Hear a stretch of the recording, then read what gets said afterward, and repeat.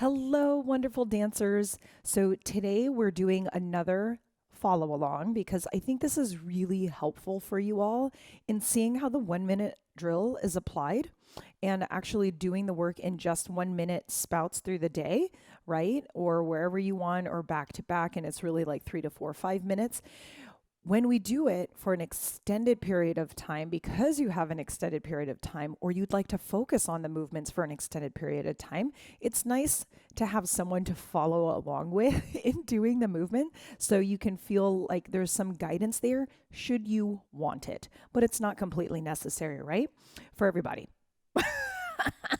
But you can play this video along with me and then we will just dance together, and it'll be helpful in you seeing really how to further emphasize the concept behind the 1 minute drill, which was to layer staccato or sharper hip movement with smooth arms. So we're going to keep the exact same hip work today as we go through the video, but what we're going to do is we're going to change up our arm movements in order to just reiterate that concept more and more, hence the follow along. So you just do all this with me. Yay! So where we're going to start is making sure that we have a nice hip lift going that is more sharp. So it's not the swinging motion like this. You really want to accent it. So if you need to squeeze your glutes, that's one of the techniques that you do in order to sharpen that hip lift. Feel free to. That's totally fine. But if you think that squeezing the glutes are going to get in your way of actually executing the movement, then don't do it because it's more to think about if it's not already currently trained in your body. Okay, so as we go through this, you want to make sure that although you are keeping this timing per se and this sharp movement in your hip, that it will not take away from the smooth movement. So at any point, if you find like, oh, as I do the movement, the hips become like this, we got to take out the arm work and put back in the hips cleanly, right? The other thing that you can do is actually just do everything slower so you can account for everything that's happening. And when I say slower, I mean 1, 2, 3, 4. So much so that you can really feel your muscle contract and or your glute squeeze in order to execute that sharper hip lift, yeah? So that's really important to go slower. So we're going to take it back up to the tempo I'm going to lead you with today, and we're going to start with that arm path. I am not following any specific timing. The goal is to not do this. You see how everything's matched? We don't want to do that. So what we're learning to do is how do we coordinate between two body parts that allow one to be sharper and the other one to be smoother. So we're going to go through that again. 2, 3, 4, 5, 6, 7, 8.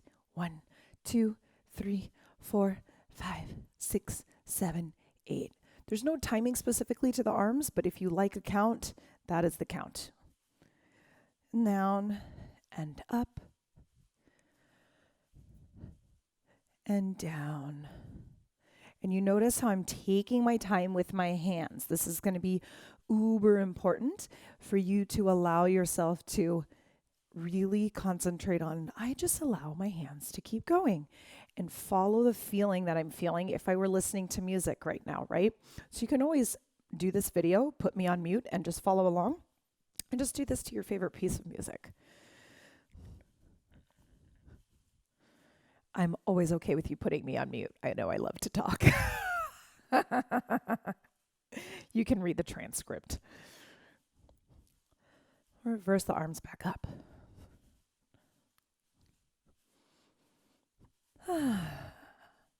Let's go for some snake arms.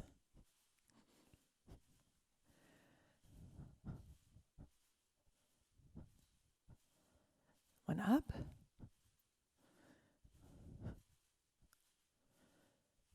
Down. Other arm up. Up. Down. Yes. Open. We're going to bring the arms in and out. And again, in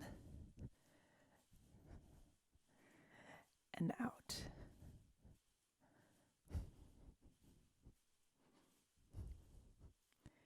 And in and out. One thing that's going to really help your smooth arms is that you breathe. So, my friends, please breathe, exchange air in your body, or you will be more rigid just based on biology alone. Right? Boom. Bah.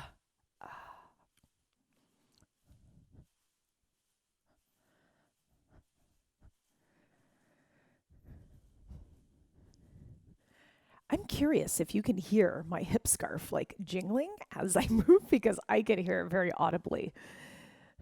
Up and down. Up, open.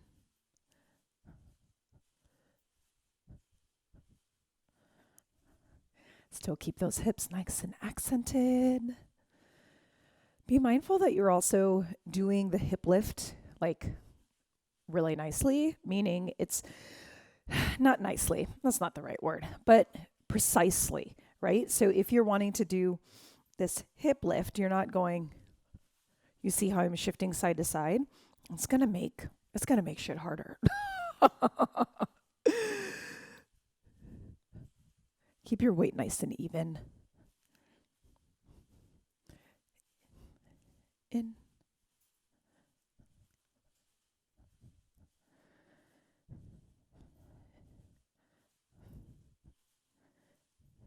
Keep going.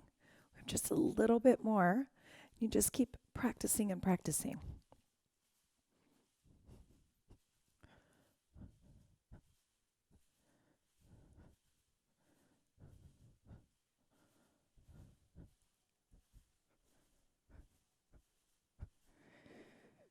You got this. Keep it going.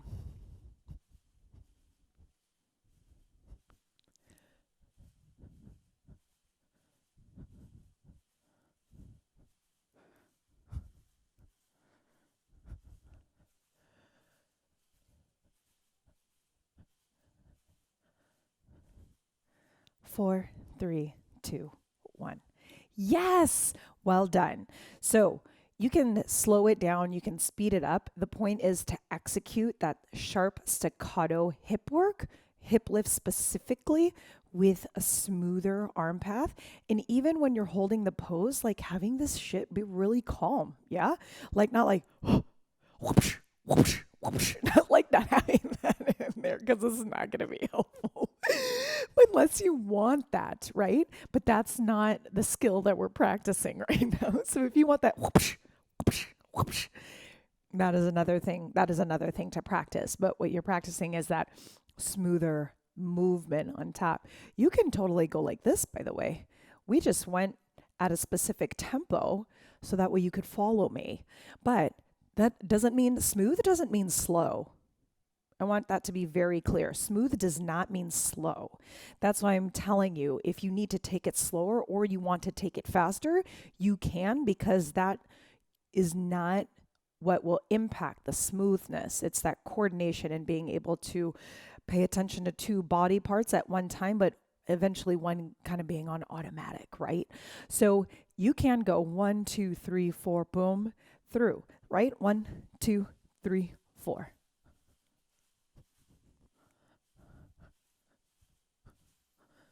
My hands are smooth. They're just moving through space more quickly, right? So don't conflate the two. Don't collapse the two and combine them, right? Because they're two separate things. Smooth and sharp versus faster and slower. Not the same, however, very often combined. Yeah. All right. Have fun with this one, friends. Let me know in the comments below how it went for you, and I look forward to dancing with you soon.